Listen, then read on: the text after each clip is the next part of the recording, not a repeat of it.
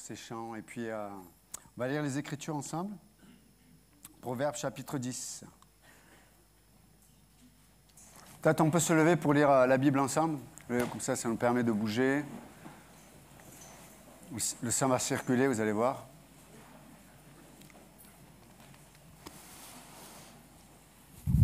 Et on peut honorer l'Écriture aussi. Proverbe de Salomon. Un fils sage fait la joie d'un père, et un fils insensé le chagrin de sa mère. Les trésors de la méchanceté ne profitent pas, mais la justice délivre de la mort. L'Éternel ne laisse pas le juste souffrir de la faim, mais il repousse l'avidité des méchants. Celui qui agit d'une main lâche, la main sèche, c'était mon surnom. Yo-yo, la main sèche. Mais bon, c'est notre histoire, ça. Je vous raconterai. Donc, celui qui agit d'une main lâche s'appauvrit, mais la main des diligents enrichit. Celui qui amasse pendant l'été est un fils prudent. Celui qui dort pendant la moisson est un fils qui fait honte. Il y a des bénédictions sur la tête du juste, mais la violence couvre la bouche des méchants. Seigneur, merci encore de bénir ta parole. Au nom de Jésus, amen. Vous pouvez vous asseoir.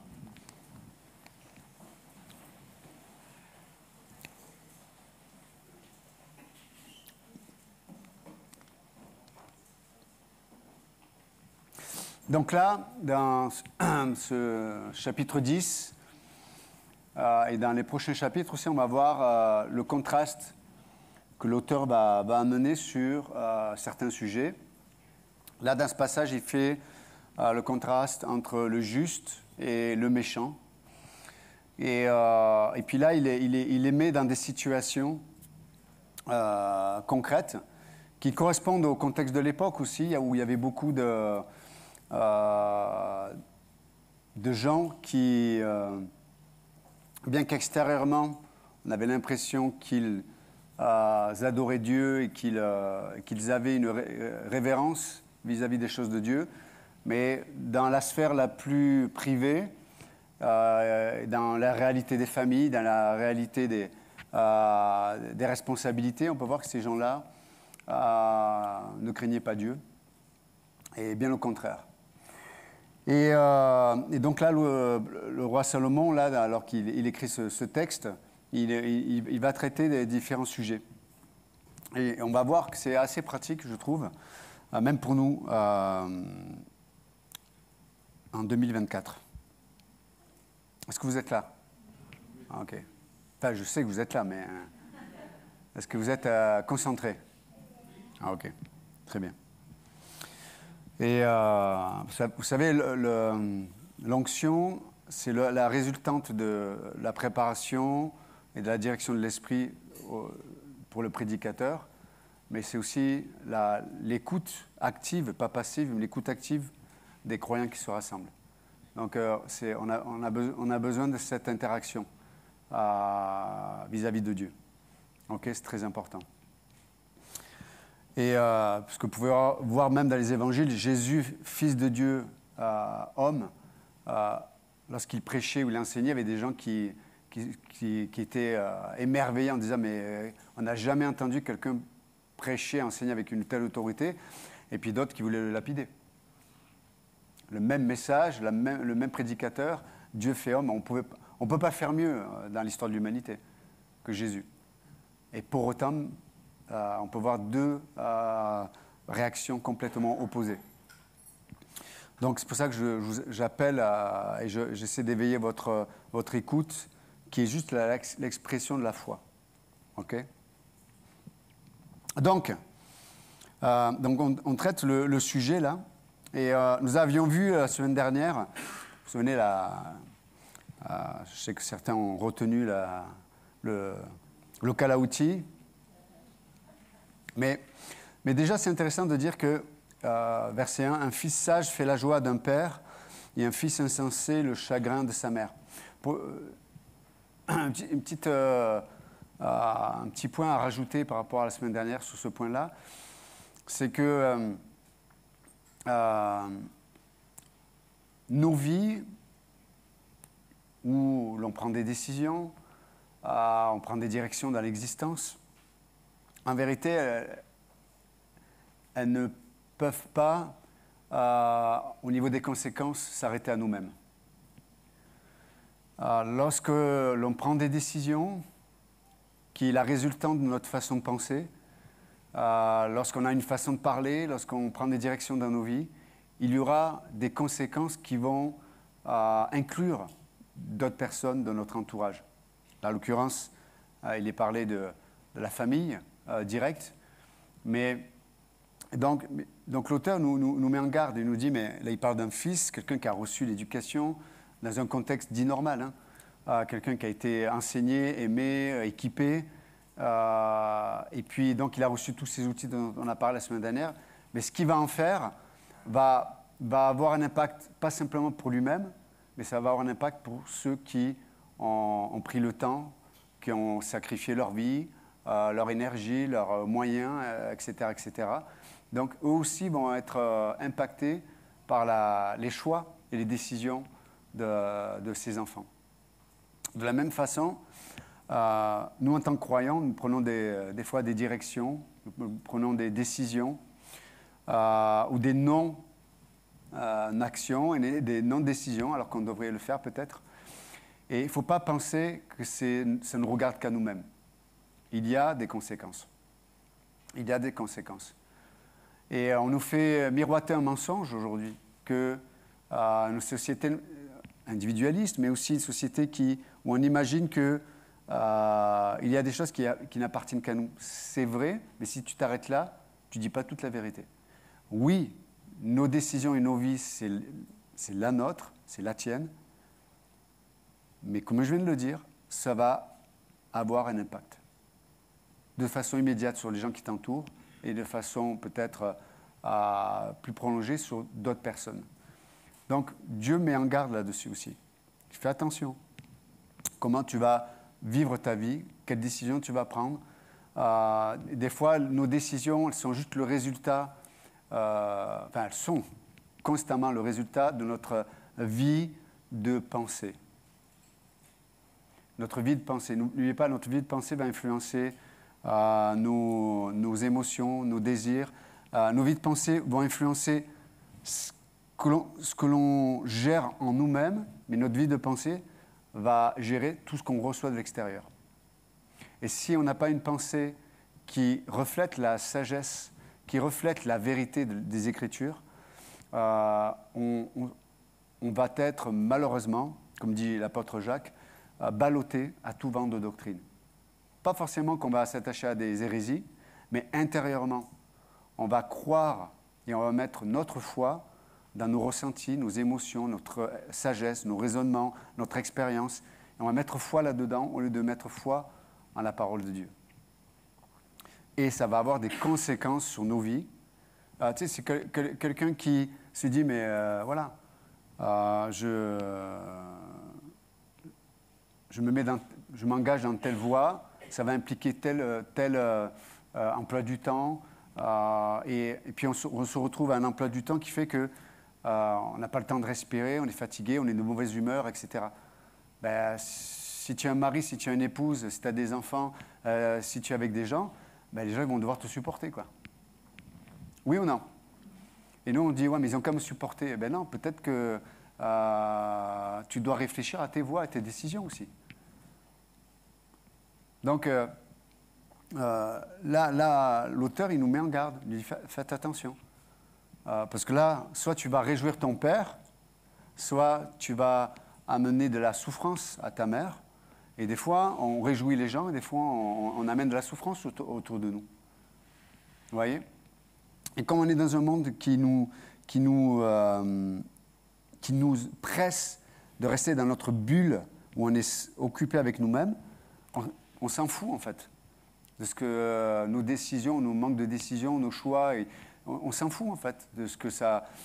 Et on se dit, c'est le problème des autres, ils n'ont qu'à m'accepter tel que je suis. Ce n'est pas une pensée biblique. Ce n'est pas une pensée biblique. Dieu peut encaisser ça, mais les autres ne sont pas Dieu. Vous m'entendez? C'est très important, ça. Et de se dire, OK, si je suis... Après, ça nous arrive d'avoir des moments difficiles. Et bien sûr que là, on peut absorber ça les uns vers les autres. Dans le pardon, la réconciliation, etc. etc. Mais des fois, quand les gens vivent constamment je parle de chrétiens, hein, constamment dans le mal-être, constamment on tourne autour de notre problème, Dieu dit, mais tu dois, au lieu d'essayer de te trouver dans des contextes où tout le monde va supporter ça, tu dois te repentir. Soit ces contextes montrent que tu n'es pas né de nouveau, peut-être, pas parce qu'on a la connaissance qu'on vient à l'église qu'on est né de nouveau, soit ces circonstances montrent que tu n'es pas né de nouveau, et si tu l'es, tu dois demander, t'agenouiller devant Dieu, te dire, Seigneur, j'ai besoin de ta grâce, j'ai besoin de... Montre-moi, peut-être dans ma façon de penser, dans mes décisions, dans les choix, là où je me trouve aujourd'hui, peut-être montre-moi que j'ai pris une mauvaise voie. Mais on ne peut pas faire peser sur les autres constamment nos décisions et nos choix que l'on pense être que personnels.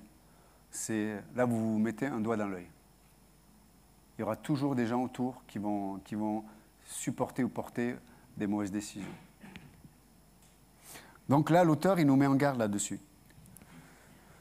Deuxième chose, il parle des trésors de la méchanceté qui ne profitent pas. Il y a des choses que...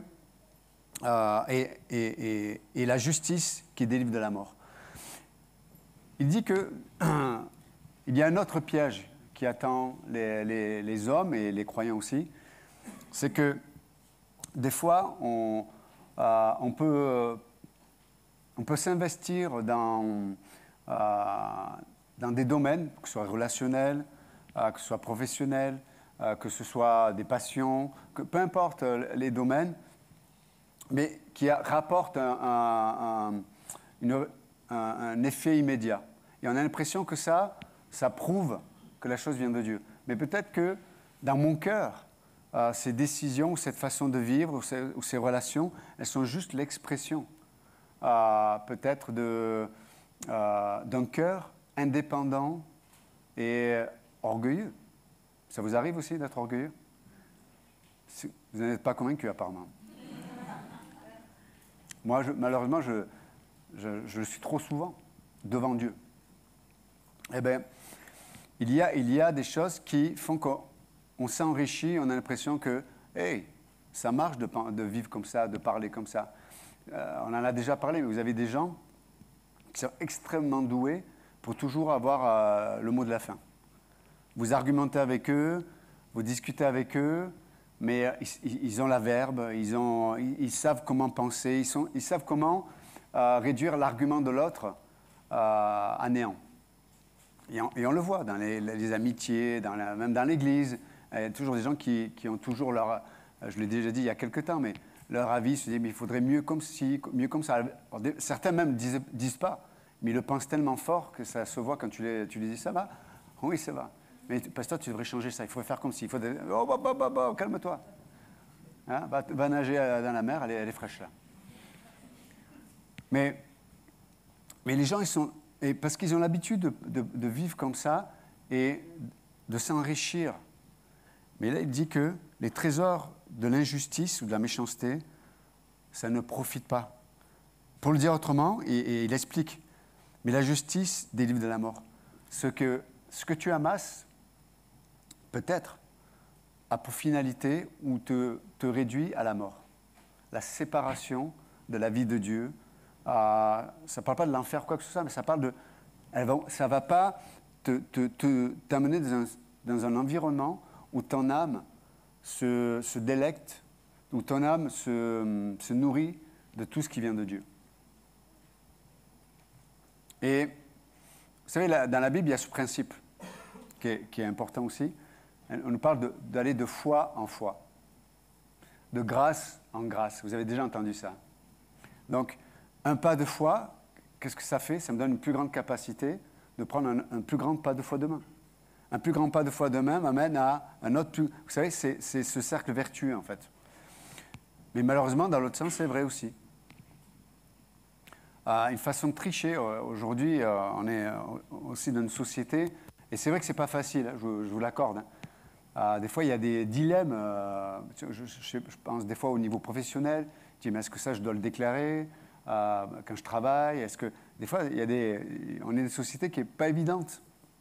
Comment on peut se positionner en étant intègre devant Dieu, et en même temps, des fois, il y a un environnement administratif qui fait, tu dis, mais si je fais tout ce qu'on me dit, il ne me reste plus rien. Ou je peux imaginer qu'il ne me resterait plus rien. Mais je peux vous dire que quand on honore Dieu dans tout ça, l'Écriture dit que Dieu ne manque jamais de pouvoir. Et des fois, on a l'impression que c'est injuste et qu'on perd, mais à la fin, c'est Dieu qui va vous approuver, c'est Dieu qui va vous honorer. Je me souviens, mon épouse, je me souviens, il y a quelques années, il y a une vingtaine d'années, quand elle a commencé à, je ne sais pas si tu donnais des cours, ou c'était la naturopathie, je ne sais plus, en tout cas, elle commençait à être à son compte, elle n'avait pas beaucoup de clients, donc on se faisait très peu d'argent. On s'est dit, mais est-ce qu'on le déclare, on ne le déclare pas, machin tu sais, vous savez. Et donc, elle a appelé ceux qui sont concernés, elle a appelé les impôts. Et ils nous ont dit tout simplement, ah, mais vous, dans ce contexte-là, en France, on tolère que vous puissiez travailler, je ne sais plus, c'était 300 ou 400 euros, je crois. Hein? Des revenus accessoires, voilà. C'est 300 ou 400 euros par mois, je crois. Comme ça. Et dites-vous, c'est pas la peine de déclarer. On a essayé en tout cas de faire selon notre conscience, pour savoir ce qui était juste selon notre compréhension des Écritures. Et je pense que c'est important aussi. Donc là, il dit, les trésors de la méchanceté ne profitent pas. C'est que, in fine, quand tu ne fais pas les choses de façon des fois intègre, ben, tu n'es jamais en paix. Ça mène la mort. C'est pesant. Tu dis, mais s'il découvre ceci, il va se passer cela. Donc tu vas de tricherie en tricherie, tu vas de mensonge en mensonge, et en fait, tu es pris dans un engrenage qui fait que ta conscience n'est jamais en paix. Et le Saint-Esprit, peut-être, te met en garde. Tu dis, moi, je n'amène pas la paix dans cette façon de faire. Donc, je ne vous dis pas ce qu'il faut faire, mais je vous dis de faire attention. Parce que Dieu dit, mais la justice délivre de la mort. Elle délivre de la mort. Des fois, il vaut mieux avoir moins et galérer un peu et d'être en paix que d'avoir une forme de confort et d'avoir ta conscience complètement gangrénée par, quelque part, le manque de paix. Ça a du sens ce que je dis? Ok. Mais c'est très important.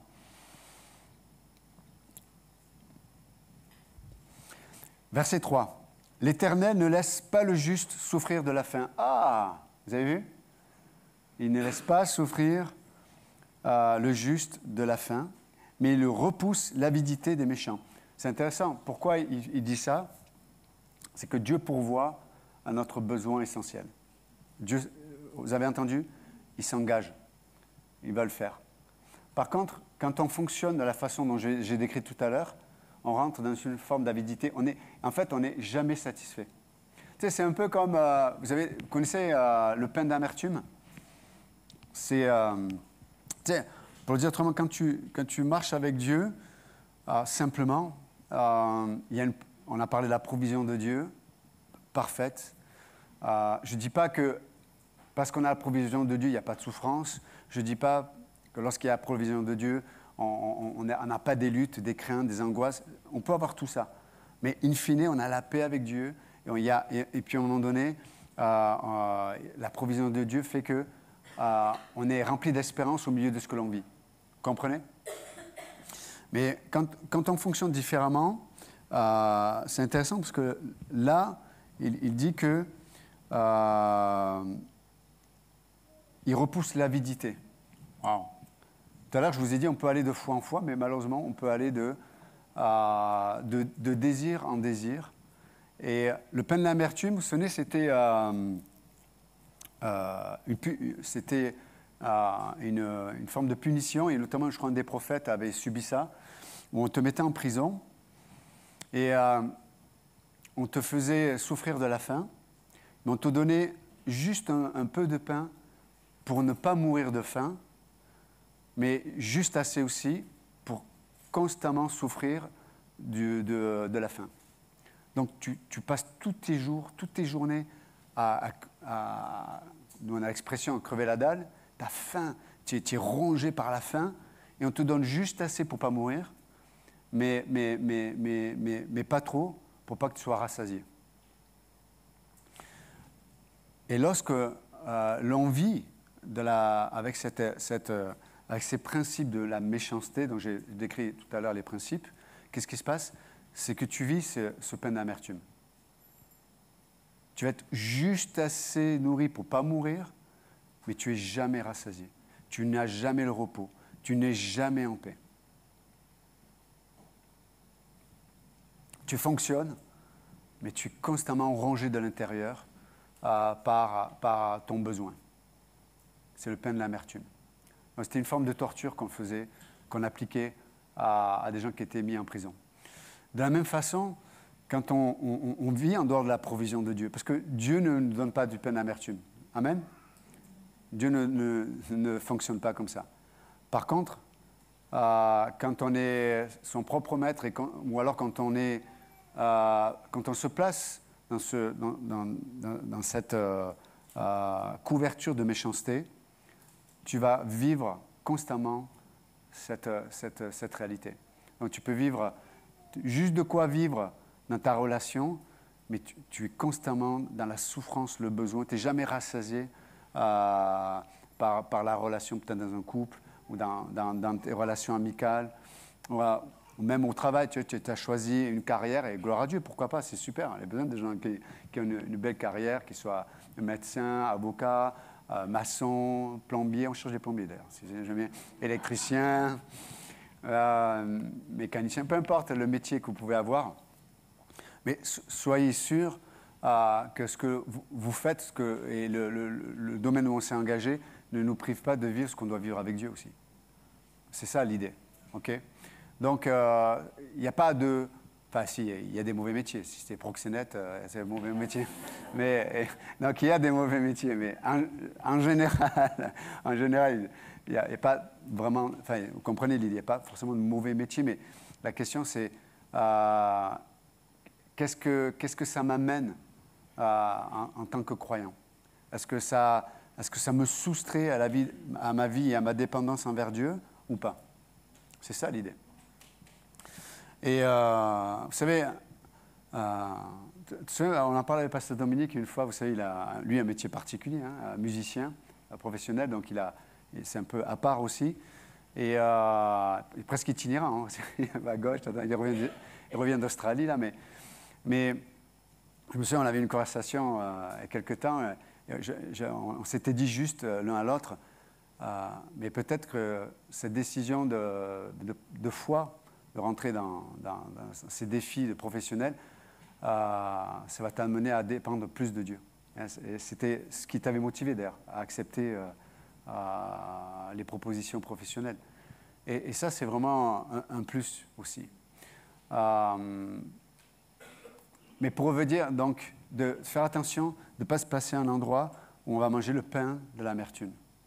Non, on veut se nourrir de ce que Dieu nous donne.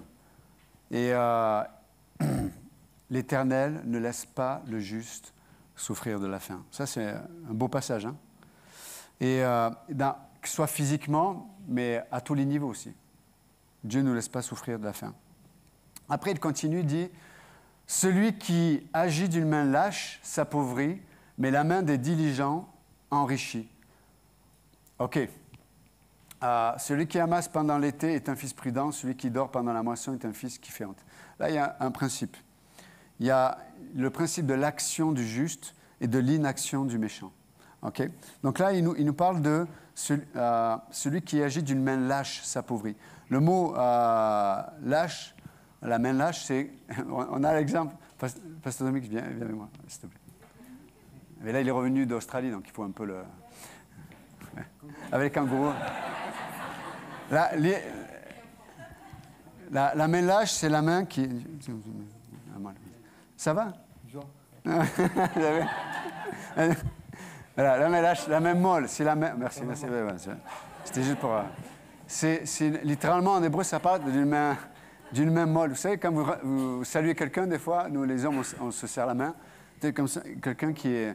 Dit, tu prends le pouls, tu dis il est vivant ou il est mort? Ah, ok. Et c'est ce qu'ils font les francs-maçons. Ils se font un signe, ils se prennent le pouls, savoir s'ils sont toujours en vie. Bon, c'est notre... Mais celui qui agit d'une main lâche s'appauvrit. Wow. Donc ça parle de... en hébreu, c'est une main qui n'est pas tonique. C'est une autre façon de dire de ne pas utiliser les moyens de Dieu, de ne pas utiliser les moyens que Dieu nous a donnés. C'est ça, en fait. De ne pas utiliser les moyens que Dieu nous a donnés. Vous savez, Jésus avait illustré même ce principe avec la parabole des talents. Vous vous souvenez, la parabole des talents? Dieu donne des talents. C'est ce maître qui donne un talent à ses disciples. À l'un, il en donne 1, à l'autre, il en donne 5, je crois, à l'autre, il en donne 10. Et puis, il s'en va. Et puis, celui à qui on a donné 10, il va faire fructifier les talents. Celui qui en a donné 5, il va le multiplier aussi. Puis celui à qui on a donné 1, il va le cacher sous la terre en attendant que le maître revienne et surtout en attendant et en espérant qu'il ne revienne jamais. Parce que s'il le mettait en banque, il était obligé de le mettre en banque au nom du maître, parce que ce n'était pas lui. Vous voyez ce que je veux dire? Donc même si le maître ne revenait pas, il ne pouvait pas le récupérer. Mais là, il le cache à terre, donc il y avait un esprit c'était un voleur aussi. Sauf que le maître revient. Et là, ça va mal se passer. Et donc le maître, il dit, mais celui qui en a eu 10, il les a multipliés. Il dit, bon et fidèle serviteur. Celui qui en avait 5, bon et fidèle serviteur. Puis celui qui en a 1, il dit, mais tu as rien ramené? Non. Et là, on voit qu'il attaque le caractère du maître. Il dit, mais je sais que tu es quelqu'un qui prend 5 qu'on lui a donné. Enfin, voilà. Il dit, mais j'ai mis, je te rends ton talent que j'avais caché en terre. Donc le maître comprend qu'il avait un esprit, une espérance qui ne revienne pas et qui s'enrichisse sous le dos de son maître. Et Jésus va dire, OK, prenez son talent et donnez-le à celui qui en a 10. Vous vous souvenez de ce passage? À celui à qui l'on va donner, je ne sais plus comment il le dit, Jésus, mais il dit, mais à celui qui en donnera et à celui qui n'a pas, on retirera même ce qu'il pense avoir. Waouh! C'est Jésus qui parle. Et donc c'est ça un peu l'idée là. La main molle, c'est quelqu'un qui ne se saisit pas des opportunités de Dieu, tout ce que Dieu lui donne, il ne s'en sert pas. On ne se sert pas du pardon, on ne se sert pas de la joie du Seigneur, on ne se sert pas... il y a vraiment une chose très importante, nous sommes appelés à vivre par la foi. Et je crois que la foi, elle se nourrit de la vérité. La foi se nourrit de la vérité des Écritures, mais aussi de la vérité de la vie dans le corps de Christ. Il y a des domaines de ma vie où je ne peux expérimenter la foi que lorsque je suis avec quelqu'un qui va engager ma foi. Et moi, j'ai appris ça avec mon pasteur aussi. C'est pour ça que la Bible parle souvent de maître, de disciple, parce qu'on a besoin de sortir de nous-mêmes. Vous savez, c'est comme quand tu vas dans l'eau, tu sais, quand il fait chaud, il faut aller dans l'eau, juste en tout cas d'aller dans l'eau ou à la piscine. Moi, je suis frileux, j'ai toujours froid. Et pour moi, je dois me faire violence pour aller dans l'eau. Pourtant, j'adore être dans l'eau, hein.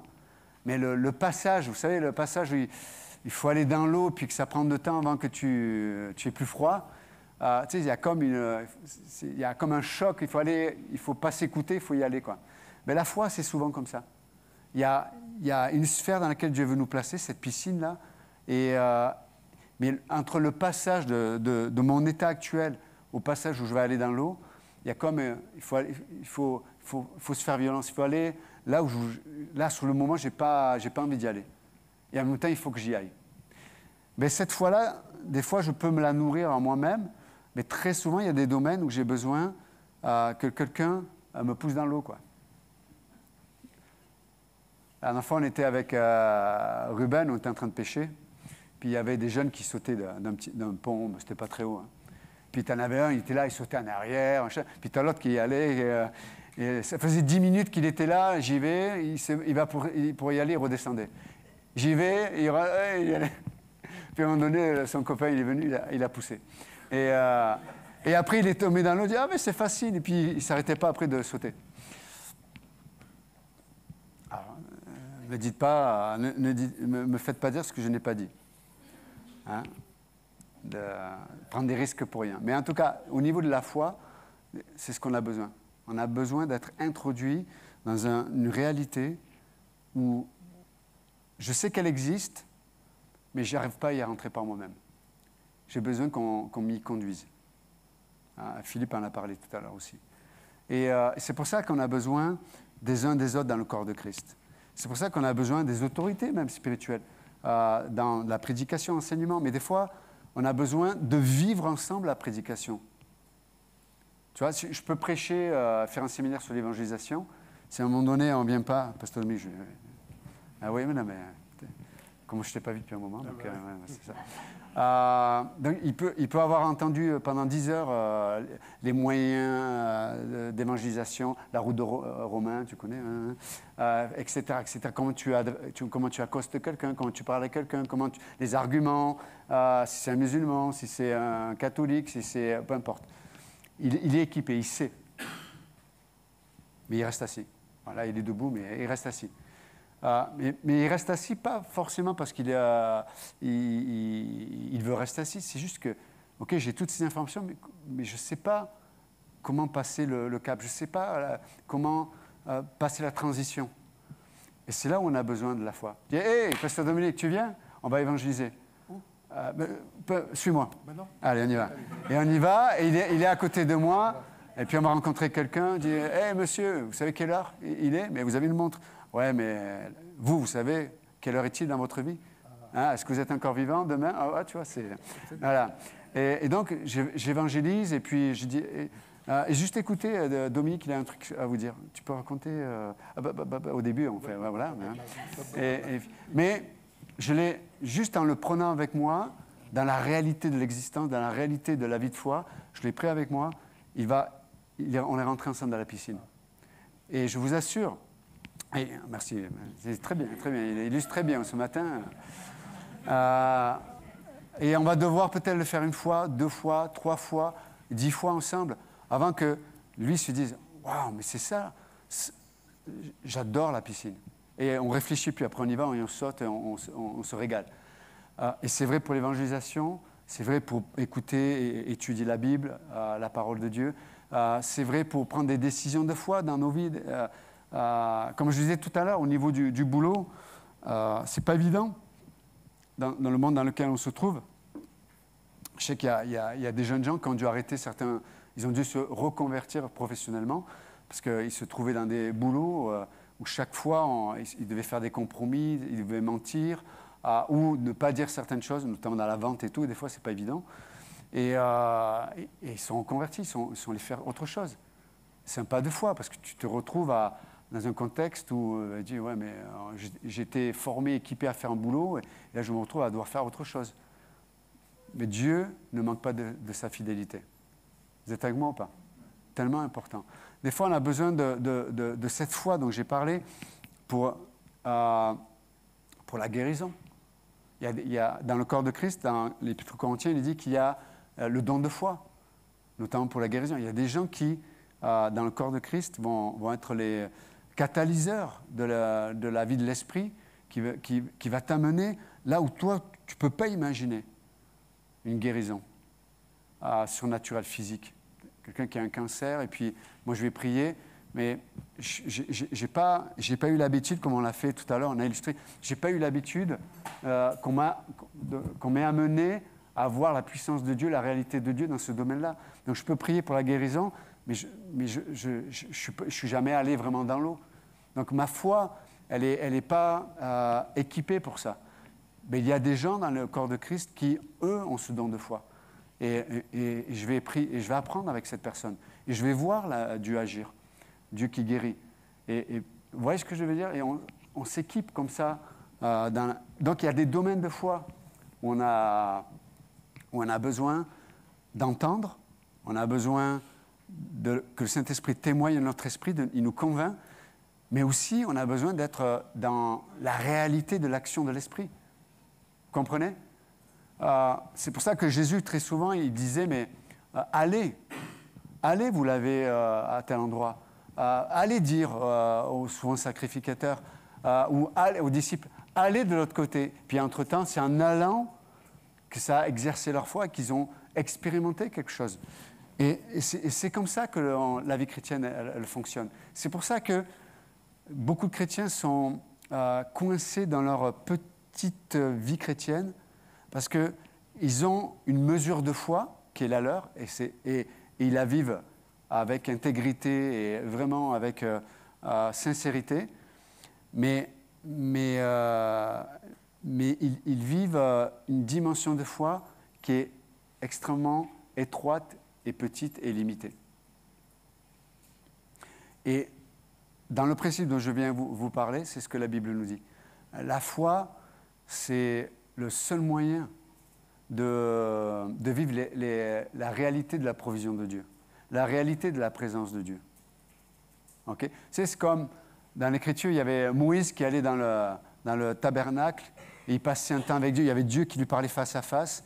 Et la Bible dit que Josué, lui, alors que Moïse revenait au milieu du peuple, Josué lui restait. Parce qu'il s'imprégnait de la foi de Moïse, de la relation de Moïse avec Dieu. Il s'imprégnait. Tu sais, ça lui a mené une perspective qu'il ne connaissait pas, mais qu'il désirait, qu'il voulait vivre et apprendre. Vous êtes avec moi ou pas? C'est tellement important. Et il y a des domaines de notre vie chrétienne qui vont demander la foi, mais cette foi, moi, je ne l'ai pas en moi-même. J'ai besoin que quelqu'un m'entraîne à l'exercer. C'est tellement important. Ça s'appelle le domaine de la prière, ça s'appelle le domaine dans l'éducation, ça s'appelle le domaine des finances. Voilà, juste, il y aurait beaucoup de choses à dire, mais quelques éléments de sagesse que Salomon essaie de nous communiquer ce matin. Et comme on l'a dit, Dieu ne nous donne pas le pain d'amertume, mais il nous donne toujours sa provision. Le juste ne manquera jamais d'être nourri. Il n'y aura jamais faim parce que Dieu aura pourvu en toutes choses. Très bien. Et il y a une provision pour nos défis personnels, que ce soit des domaines intérieurs qu'on n'arrive pas à régler, des péchés, des faiblesses, des blessures. Il y a une provision de foi pour, on l'a dit tout à l'heure, pour vivre avec la paix de Dieu et non pas les angoisses et les craintes.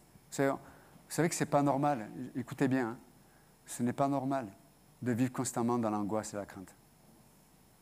Je répète, ce n'est pas normal pour un chrétien né de nouveau de vivre dans l'angoisse et la crainte constamment.